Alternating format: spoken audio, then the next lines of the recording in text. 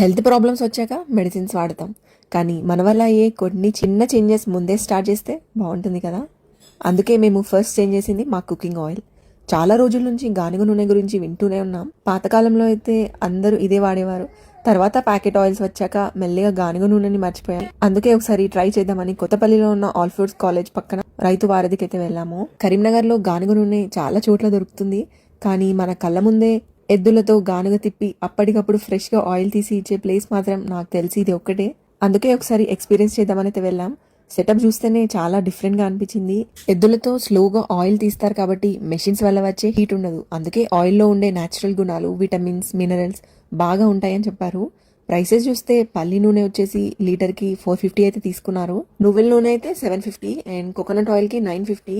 Packet oil కంటే cost కొంచెం ఎక్కువే, కానీ తక్కువ ఆయిల్తోనే వంట బాగా అయిపోతుందని చెప్పారు. మేము ఆయిల్తో పాటు ఆవు నెయ్యి, మిల్లెట్స్, బిస్కెట్స్ ఇంకా కొన్ని అయితే తీసుకున్నాము.